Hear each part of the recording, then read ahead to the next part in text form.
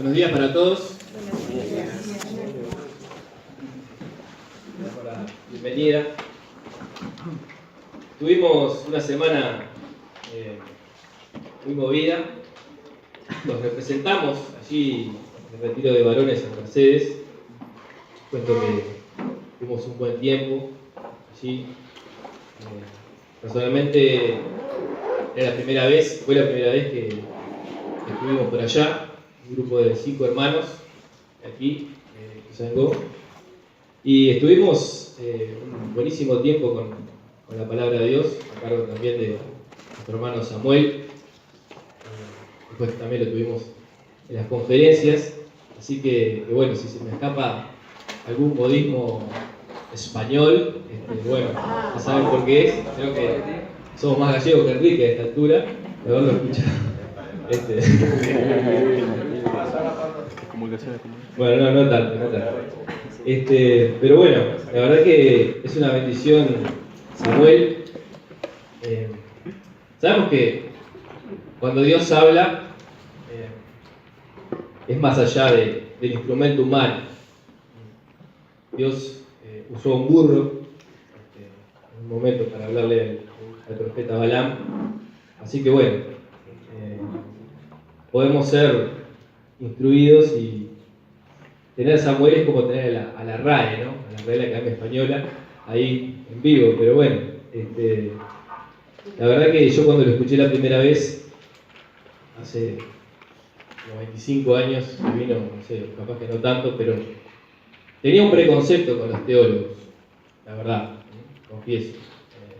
Preconcepto negativo. Pero la verdad que escucharlo a él, porque para mí la teología era teología fría, como él mismo decía, ¿no? Que deja caliente la mente, la cabeza, pero frío el corazón.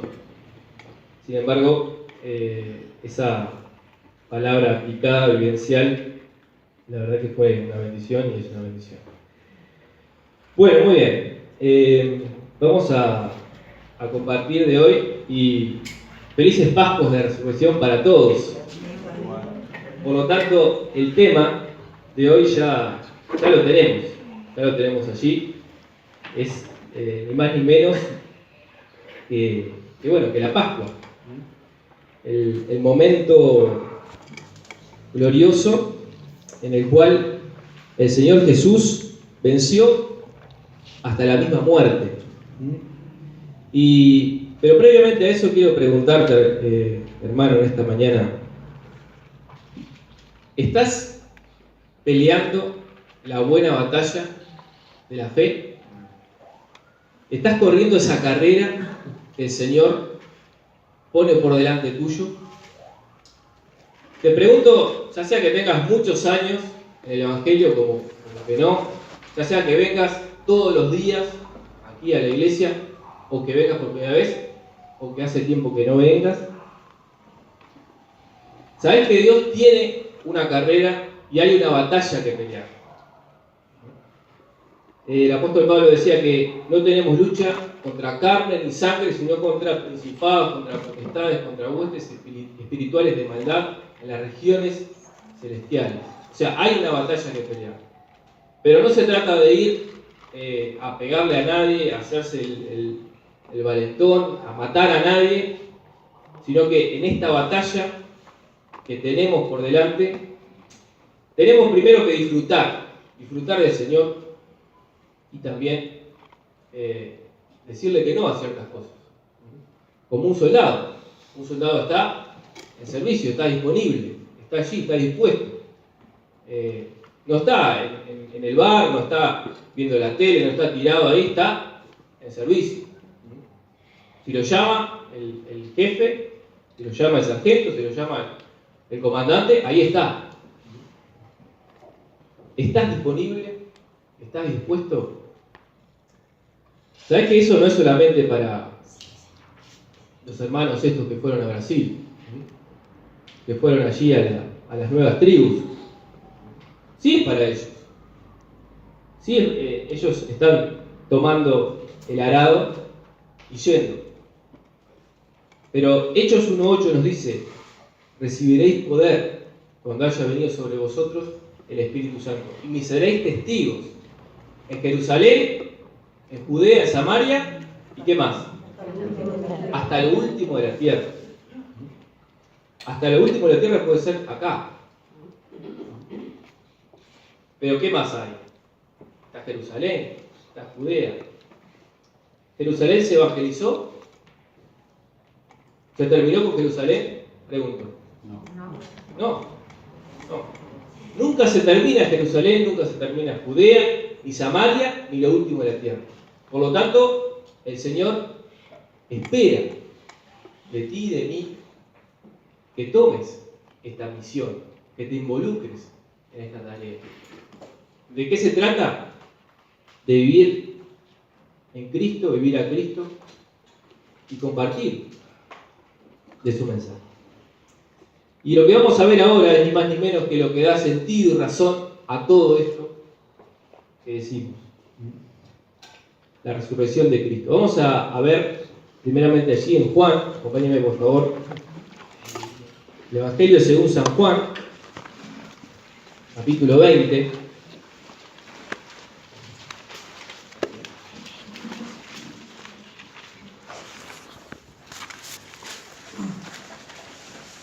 Versículo 11.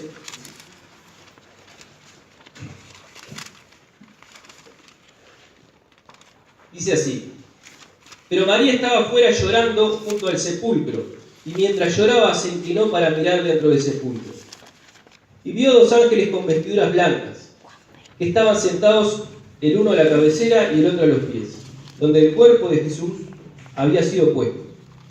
Y le dijeron: mujer, ¿por qué lloras?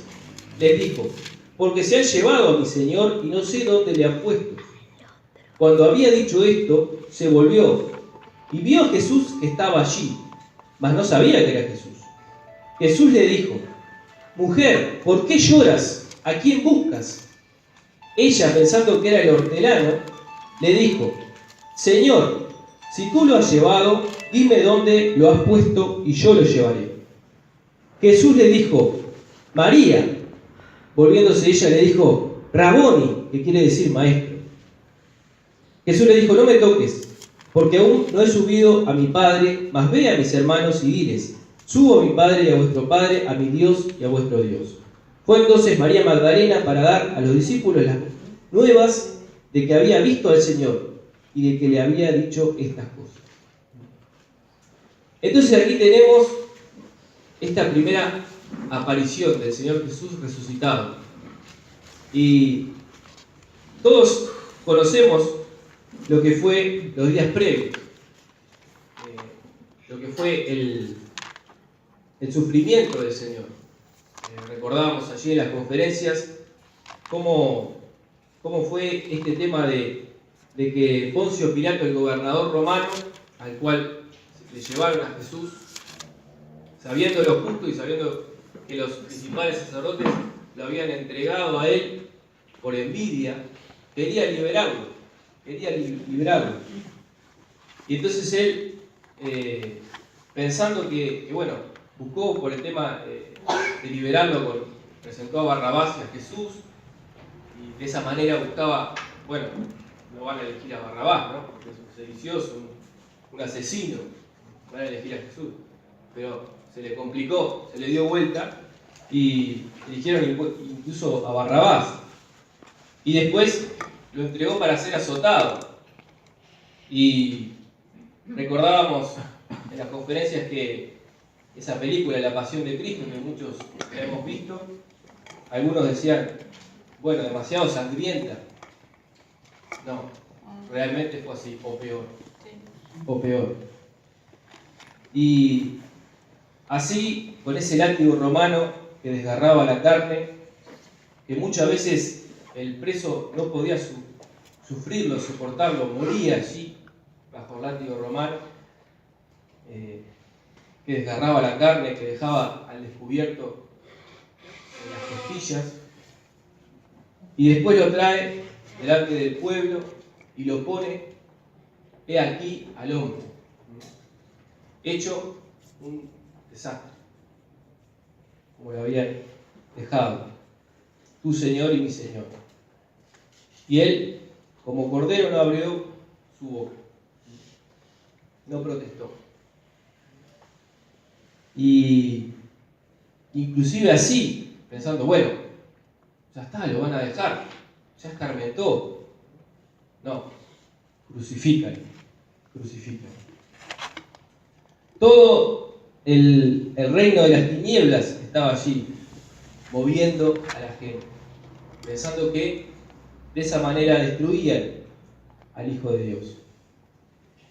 Y de todo eso fueron testigos María Magdalena y los discípulos. Entonces por eso ella estaba llorando junto al sepulcro, pensando que bueno, alguien se había llevado el cuerpo del Señor. ¿Habría escuchado María Magdalena al Señor la profecía de que Él tenía que sufrir y al tercer día resucitar? Sí, seguramente, pero eso como que no entraba en su cabeza. No entraba en su cabeza de que Él había resucitado. Pensaba que alguien se había robado el cuerpo. Es que era como muy loco pensar eso, ¿no?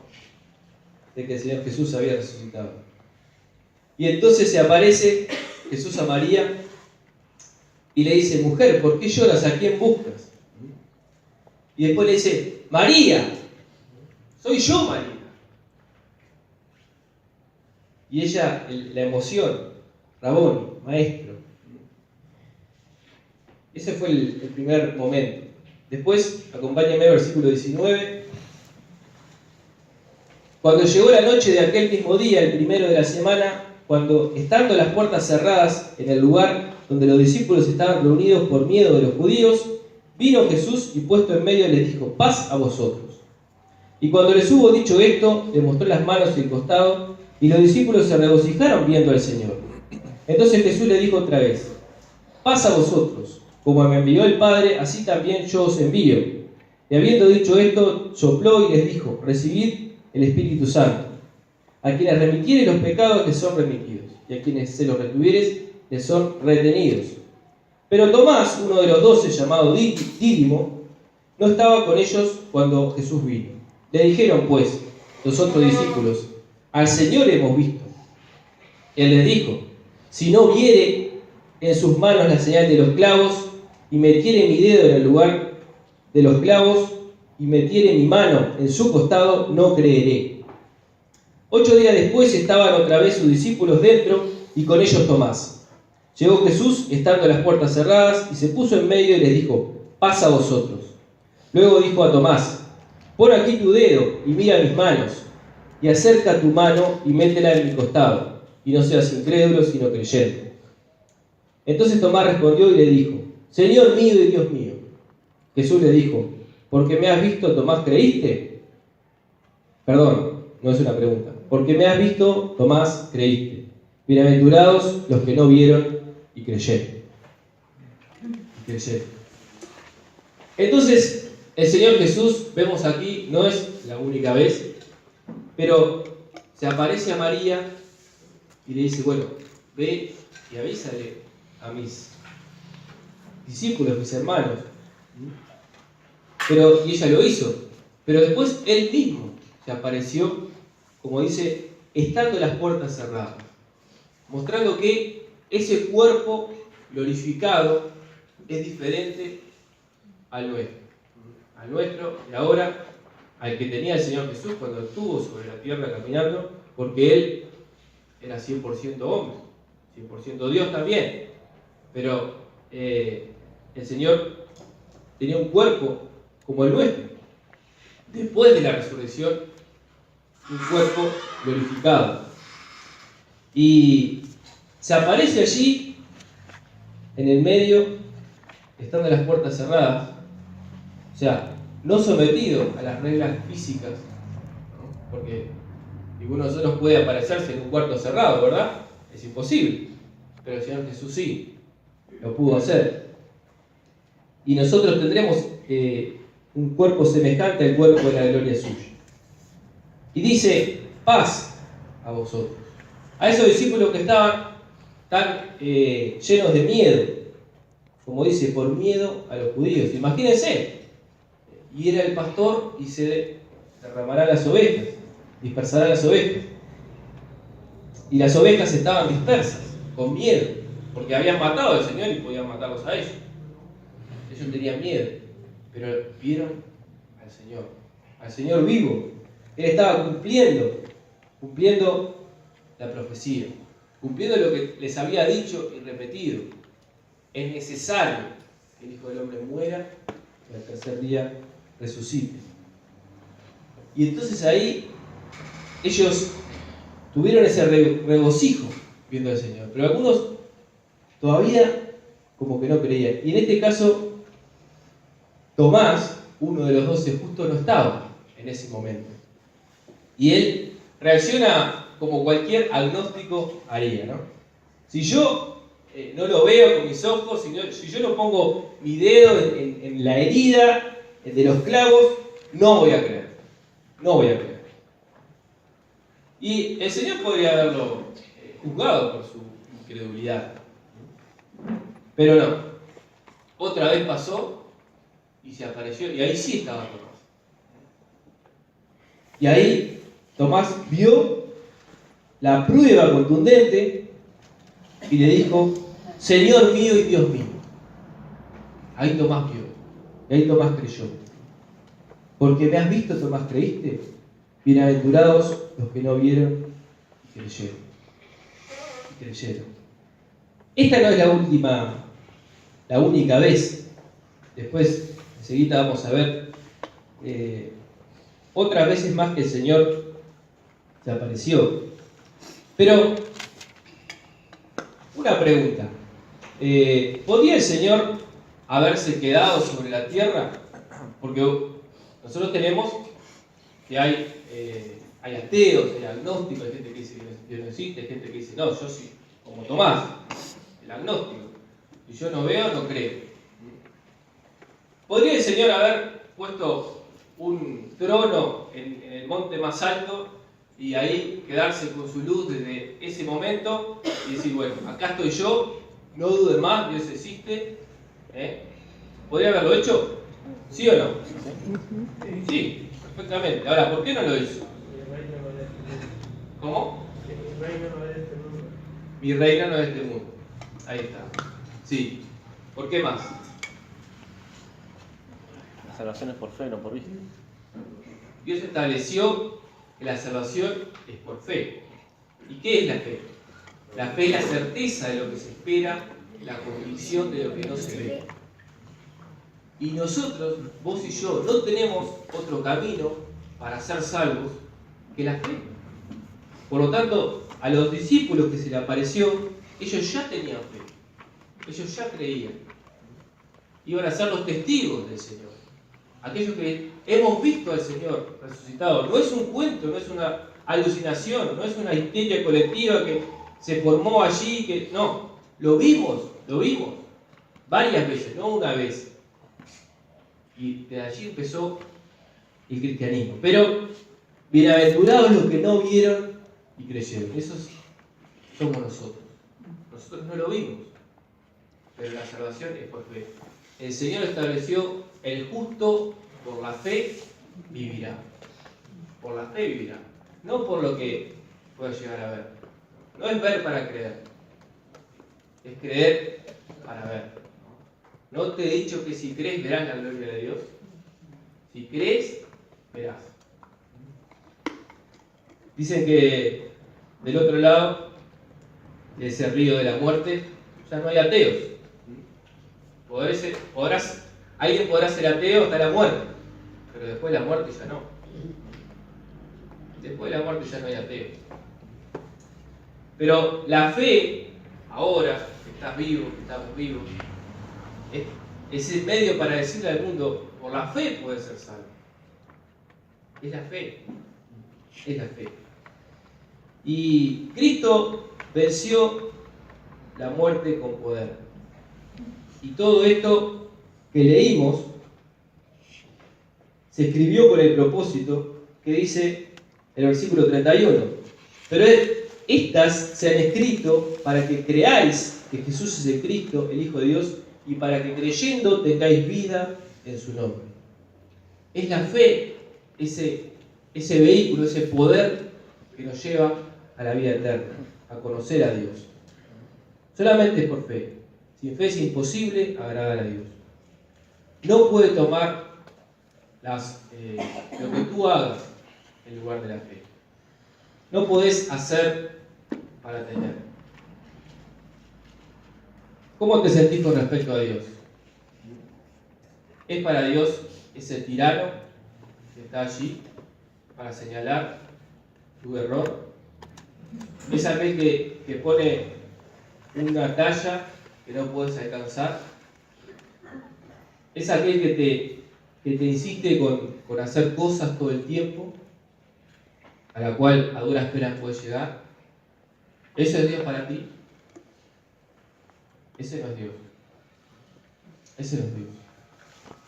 Porque la talla no la podías dar y la podés alcanzar. Nunca. Nunca podés alcanzar ese nivel de perfección. Por eso el Señor lo hizo por ti. Por eso el Señor, cuando estaba, el Padre decía: este es mi Hijo amado, en Él tengo contentamiento. Y si estás en Cristo, Dios el Padre está agradado de ti, porque estás en el Hijo. Y el Hijo agrada al Padre totalmente y profundamente. Y no hay otra manera de agradar al Padre. El Padre, cuando te ve y ve al Hijo, está orgulloso de vos. No porque seas perfecto ni nada. ¿Quién puede decir soy perfecto? Nadie. Pero porque estás en el Hijo, estás en Cristo, por la fe. Y esa es la gracia de Dios. ¿Lo crees? ¿Vivir de esa manera? Es la única manera. Nunca vas a dar la talla, Aunque seas siempre fiel, aunque llore sin cesar, del pecado no podré justificación lograr. Solo en ti, teniendo fe, deuda tal, podré pagar. Dice el himno. Y es así. Es así. Recíbelo por fe. Es la única manera de vivir a Cristo. Y entonces, Cristo es también la resurrección y la vida. Vamos a ver en Juan capítulo 11. Porque el Señor Jesús hizo él mismo ese hecho que partió la historia. Alguien que derrotó la muerte. Hubo otros que habían resucitado, como vamos a ver ahora, pero el Señor Jesús resucitó para no volver a morir nunca más. La muerte ya no tiene poder sobre él. Él no tiene más nada que ver con la muerte. Y entonces aquí, en Juan, capítulo 11, vemos cómo el Señor tiene poder para resucitar a los muertos. Y el versículo 3 dice: enviaron pues a las hermanas para decir a Jesús: Señor, he aquí que el que amas está enfermo. Oyéndolo Jesús dijo: esta enfermedad no es para muerte, sino para la gloria de Dios, para que el Hijo de Dios sea glorificado por ella. Después el Señor espera unos días más, 4 días, hasta que finalmente va, y ya sabiendo que Lázaro había muerto. Y entonces el versículo 14 dice: entonces Jesús les dijo claramente: Lázaro ha muerto, y me alegro por vosotros de no haber estado allí para que creáis, mas vamos a él. Luego el Señor se encuentra con Marta, la hermana de Lázaro, y el versículo 23 le dice: Jesús le dijo: tu hermano resucitará. Marta le dijo: yo sé que resucitará en la resurrección, en el día postrero. Marta no pudo creer que le estaba hablando de que iba a resucitar ahí mismo su hermano, porque su hermano hacía 4 días que estaba muerto y nunca se había hecho eso en la historia, de que alguien con 4 días de muerto, ya obviamente descomponiéndose, volviera a la vida. Pero Jesús le dijo claramente estas palabras, versículos 25 y 26. Le dijo Jesús: yo soy la resurrección y la vida. El que cree en mí, aunque esté muerto, vivirá. Y todo aquel que vive y cree en mí no morirá eternamente. ¿Crees esto? le dijo a Marta. Y Él es la resurrección y la vida. No solamente resucitó Él, eso era necesario que pasara. Si el Señor Jesús no resucitaba, ¿qué sentido tiene? Lo dice Pablo. Sino que Él es la resurrección. Tu esperanza de volver a la vida, de vencer la muerte, está en Él.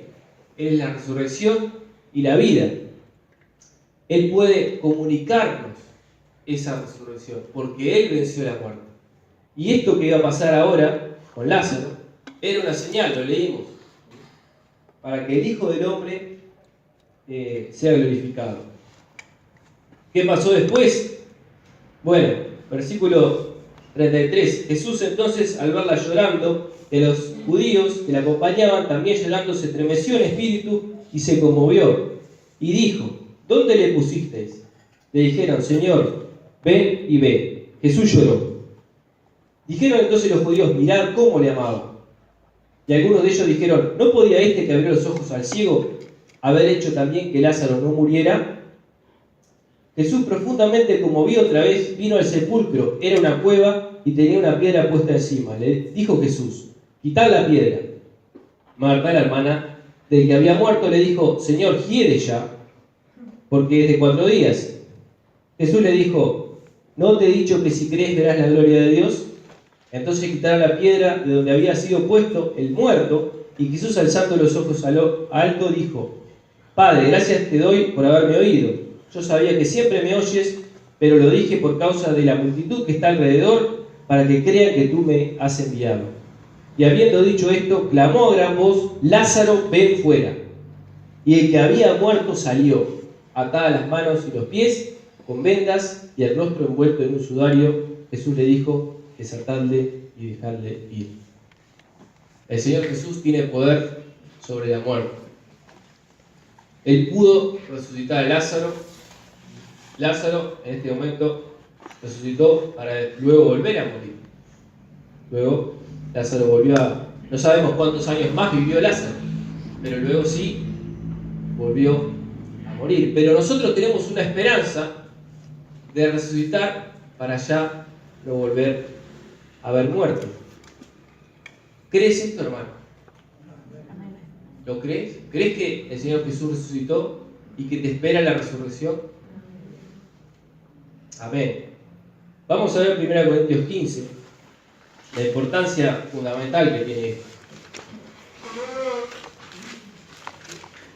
1 Corintios capítulo 15.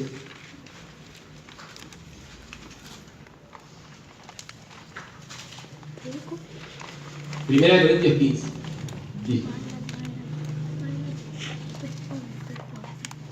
Versículo 1 dice: además os declaro, hermanos, el evangelio que os he predicado, el cual también recibisteis, en el cual también perseveráis, por el cual asimismo si retenéis la palabra que os he predicado, sois salvos, si no creísteis en vano. Porque primeramente os he enseñado lo que asimismo recibí. 2 puntos. Que Cristo murió por nuestros pecados conforme a las Escrituras, y que fue sepultado y que resucitó el tercer día conforme a las Escrituras, y que apareció a Cefas y después a los 12, después apareció a más de 500 hermanos a la vez, de los cuales muchos viven aún y otros ya duermen. Después apareció a Jacobo, después a todos los apóstoles, y al último de todos, como a un abortivo, me apareció a mí. Bueno, después dice, habla de que es el más pequeño de los apóstoles, pero esta sección del 3 al 8 es lo que el apóstol Pablo, que escribe la carta a 1 Corintios, recibió. Alrededor del año 67, por allí, fue que Pablo escribió la carta a 1 Corintios, desde la ciudad de Éfeso. Y esta sección es un conocimiento, una verdad muy temprana, muy cerca del momento de la resurrección, porque él lo había recibido a su vez desde antes. ¿Y cuál es esa verdad? Lo que dice ahí: Cristo murió por nuestros pecados conforme a las Escrituras. Y fue sepultado y resucitó al tercer día según y conforme a las Escrituras. Y luego se apareció a Cefas, que es Pedro. Después a los 12, como ya lo vimos. Y después apareció a más de 500 hermanos a la vez. Por espacio de 40 días el Señor Jesús resucitó y se apareció a los creyentes. Se apareció. Porque ellos iban a ser los testigos. Para que no quedara ningún tipo de dudas.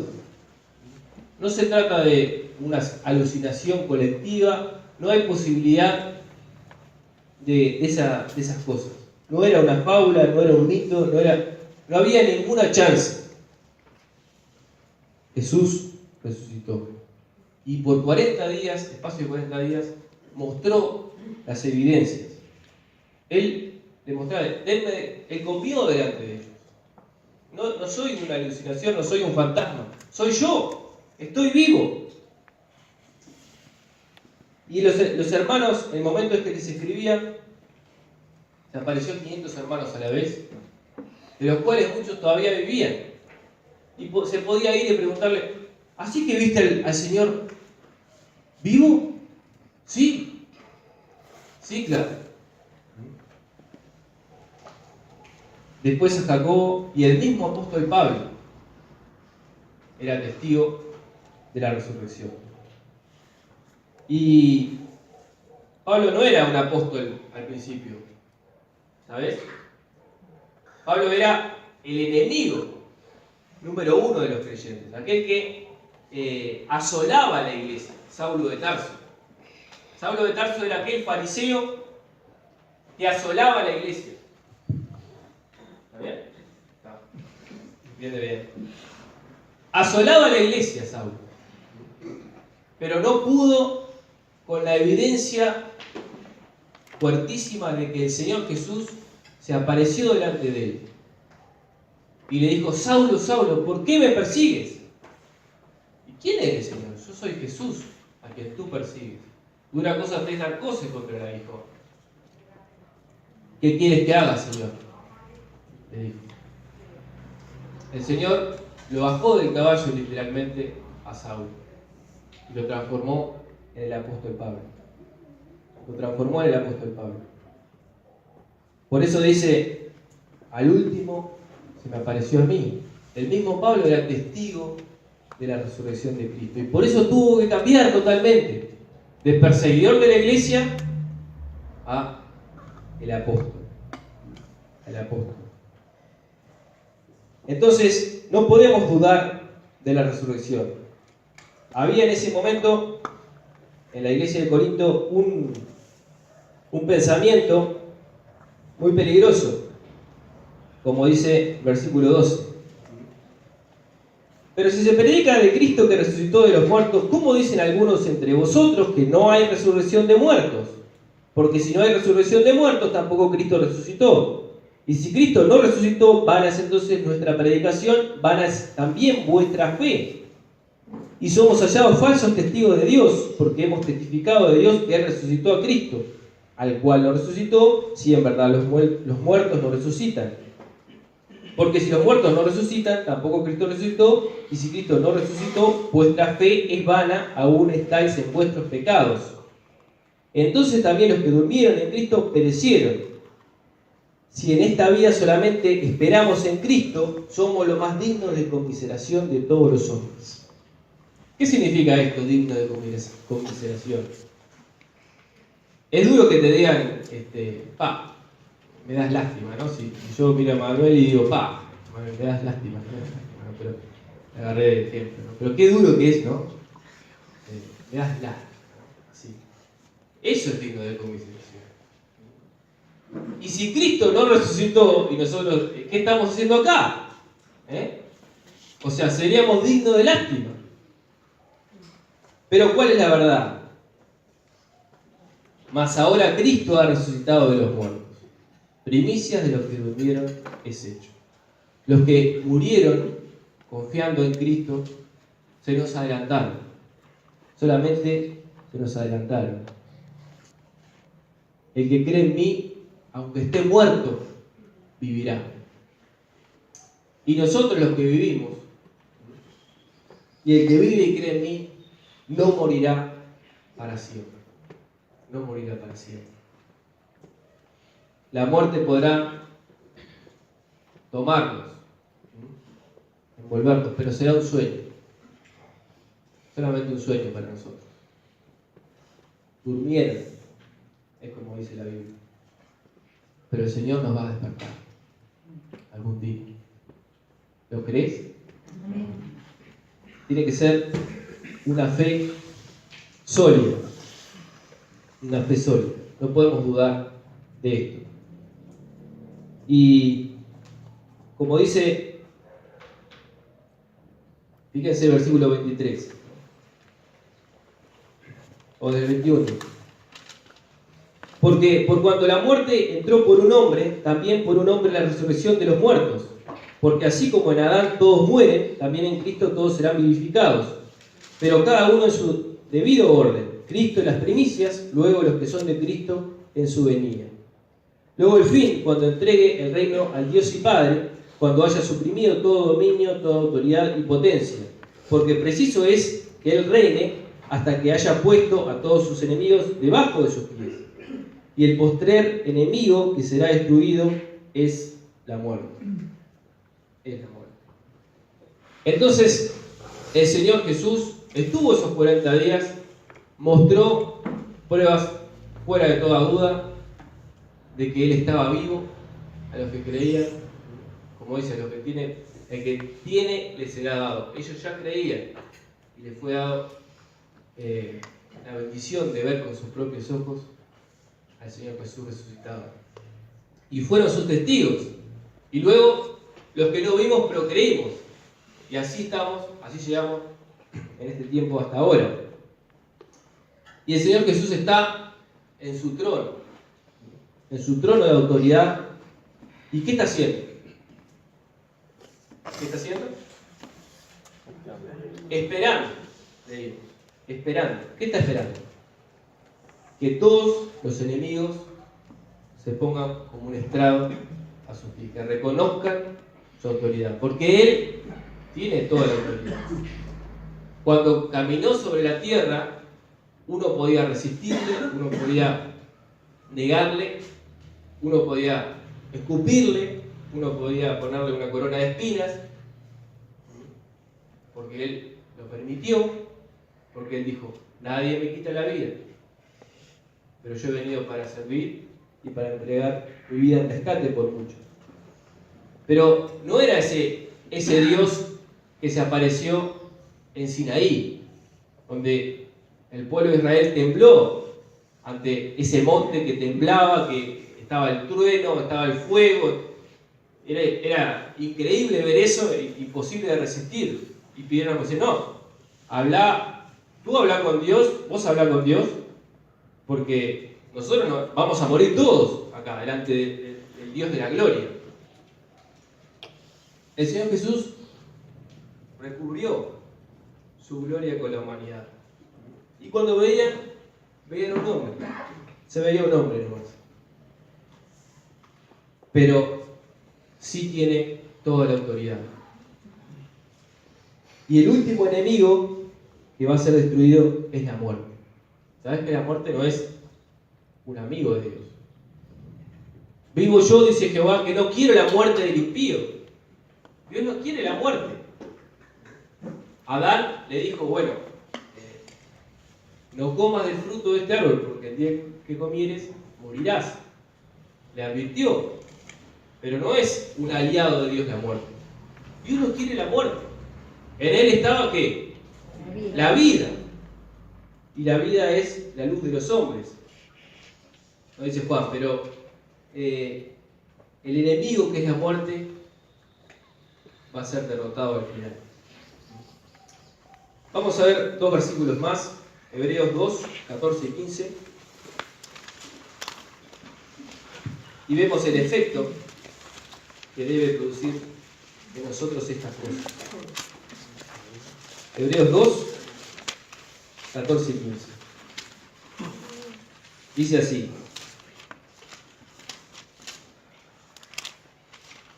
Así que, por cuanto los hijos participaron de carne y sangre, él también participó de lo mismo, para destruir por medio de la muerte al que tenía el imperio de la muerte, esto es, al diablo, y librar a todos los que por el temor de la muerte estaban durante toda la vida sujetos a servidumbre.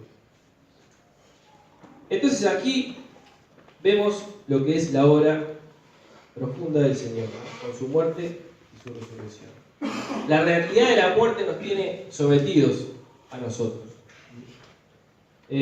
Uno puede escuchar por ahí algunos que dicen, no, yo no le tengo miedo a nada.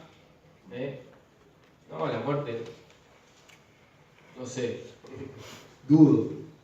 Lo que nos dice aquí es que por temor de la muerte estamos toda la vida de los hombres, la humanidad, sujetos, sometidos, debajo de una servidumbre, de una esclavitud de muerte. ¿Y quién es el emperador de ese imperio de muerte? ¿Quién es? El diablo, Satanás. El diablo y Satanás. Porque Satanás ganó mediante ese engaño a Eva, y esa autoridad que tenía el hombre, Adán y Eva, allí en Edén, para señorear sobre toda la creación, le fue entregada a Satanás mediante ese engaño. Y él es el príncipe de este mundo. Todo está bajo el maligno. Y es el peor emperador que te puedas imaginar. Si te imaginas, no sé, a Nerón o a Diocleciano, bueno, en comparación con el diablo. El diablo quiere hurtar, matar y destruir. Es ese querubín grande, cubridor, que somete a toda la humanidad a su imperio terrible, esclavitud, al miedo a la muerte. Y es una esclavitud interior y exterior, porque uno no sabe humanamente, naturalmente, qué va a pasar. ¿Qué va a pasar después? Es una gran incógnita. Y el Señor Jesús, cuando vino, nos dice este versículo, el diablo y sus huestes querían derrotarlo, querían sacarlo del medio. Y para eso, bueno, lo normal es el que vive es el que gana, y el que muere es el que pierde. Hay un dicho que dice, bueno, la historia la escriben los que ganan, ¿no? O sea, el que gana la guerra escribe los libros y bueno, ahí está, nosotros somos los buenos porque ganamos la guerra. Pero Dios gana hasta perdiendo, entre comillas, porque es una gran ironía que lo hizo mediante la muerte. Él murió y venció. ¿Te das cuenta? El diablo pensó que de esa manera lo derrotaba. Ya está, lo sacamos de este mundo. Pero sin embargo, a través de la muerte, Él estaba poniendo el precio por tu vida, por tu rescate.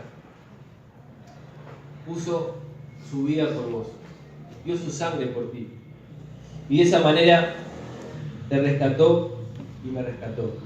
Cristo es el único y gran libertador y destruyó al diablo de esta forma. Mediante su muerte destruyó el poder de Satanás. Y la gran oferta de Cristo hoy es libertad. Libertad del poder de la muerte, de la esclavitud, del temor de la muerte. Vos y yo podemos vivir así, en esa libertad del temor. ¿Por qué? Y porque lo peor que te puede pasar, ¿qué es? O sea, a ver, podés perder, una camioneta, podés perder una casa, podés perder como joven tus hijos, tu esposa, podés perder la salud, podés perder la vida. Más de eso, si perdés la vida, ya está. ¿Y morir qué es? muchísimo mejor. Morir y estar con Cristo, decía Pablo, es muchísimo mejor. Y entonces, que vos y yo podamos ser libres de esa esclavitud, del temor, de la muerte. Porque la vida en manos de quién está. ¿En manos de este emperador? No, ya no. Ya no. El emperador maligno fue destruido en la cruz. El lugar donde pensaba que iba a vencer, bueno, de esa manera perdió. Perdió totalmente. Perdió la autoridad sobre nosotros. Porque somos justos. Estamos en Cristo. Hoy en día sos acepto en el amado. Acepta en el amado. ¿Te das cuenta? Por la fe. Por la fe. Podrás servir a Dios y es muy bueno y bienvenido. Con niños, con adolescentes, con jóvenes, con, no sé. Podrás tener un ministerio. Buenísimo. Perfecto. Pero eso no te hace acepto delante de Dios. Déjame que te lo diga. Sos acepto delante de Dios en Cristo, por la fe, por gracia. Y entonces, en Cristo, el Señor te ve y dice, vos sos acepto. ¿Te das cuenta de eso, no? Dios mira a Elías y no se agrada a Elías porque Elías toque bien el violín. Se agrada a Elías porque Elías está en Cristo. Y cuando ve a Elías, este es mi hijo amado, en él tengo contentamiento. Porque estamos en Cristo. Qué bueno, qué bueno. Y poder ser libre de esa manera del yugo, de la esclavitud, de la muerte. Entonces, en conclusión, Jesús es el poder de vida que vence la muerte. Pero eso no es ajeno a nosotros. Esa es nuestra esperanza. Él es nuestro vencedor, nuestro campeón. Tendríamos que tener la misma emoción o más. Hay algunos que ganan un cuadro de fútbol, ganan la final y bravo, ¿no? Y saltan y gritan y todo, y una emoción bárbara. Y después se vuelve a la casa y todo. Pero el Señor Jesús fue nuestro campeón. Él derrotó la muerte. Aquello que vos no podías y yo tampoco vencer. Y lo hizo por vos y por mí. Fue nuestro precursor. Después le seguiremos a Él. Ya sea que mueras, morís en Cristo, bueno, resucitarás con Él. Y es nuestro único libertador, destruyó al diablo, lo hizo mediante su propia muerte. Así que viví en la libertad que Él te vino a dar. ¿Oramos? Padre Celestial, Padre amado, te damos gracias, Señor, porque pudimos ver en tu palabra que tú estás vivo, Señor Jesús. Gracias, Señor. Venciste la muerte con poder. Al cielo te exaltaste. Confiar en ti es nuestro placer.